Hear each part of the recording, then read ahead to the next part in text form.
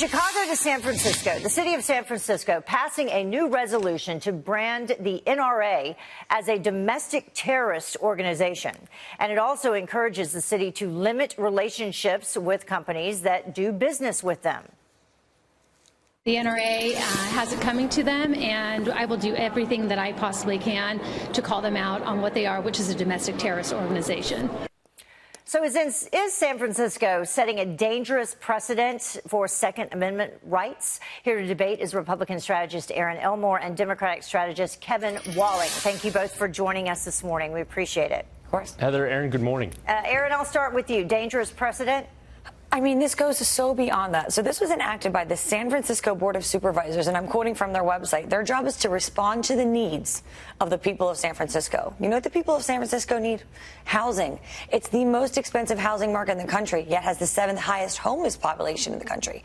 Also, they need some safety. They are the highest property crime statistics, highest victims of property crime in the country. 1 out of 16 people there will be a victim of a crime. What about keeping your residents safe? And if you talk to the people on the ground there, they call it a needle-infested toilet. The government basically looks the other way when someone impales their arm with a needle in front of schools, homes, businesses. Defecation in the street is nothing new. Yeah. Businesses, conventions, they're leaving the city in droves.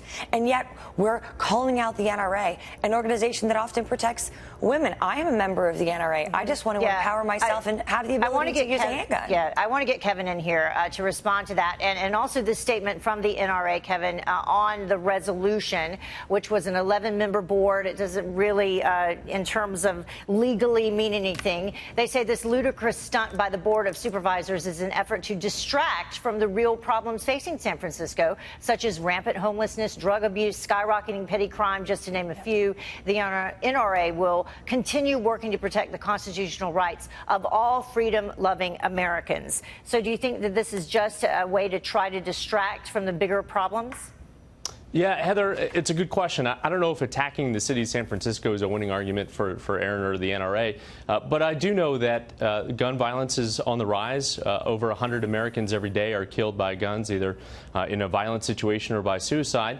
And I think you're seeing palpable frustration on the part of a unanimous Board of Supervisors in San Francisco that want to raise the conversation. I don't know if it's the most effective way by labeling it a domestic terrorist organization, but clearly something has to get done when the vast majority of Americans, 90% of Americans plus, Republicans, Democrats, Independents, support comprehensive background checks. A vast majority support an assault weapons ban like the Brady Bill in the 90s. And the NRA is standing in objection to all of those reasonable measures. So this is a way, I think, to elevate the dialogue, hopefully, and to have this conversation. Erin? Well, first of all, no one that's committing these crimes is generally a member of the NRA. Moreover, no one is attacking San Francisco. We're just pointing out facts and statistics.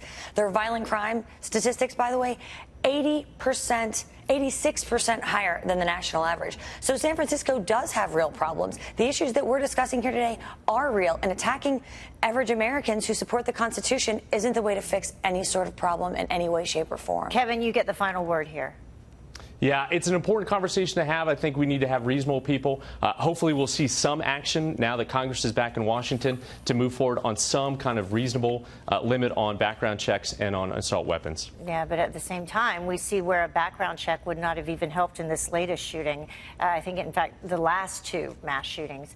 Erin and Kevin, thank you very much for joining us. We do have to do something, though. Amen. Thanks, Heather. Thank you.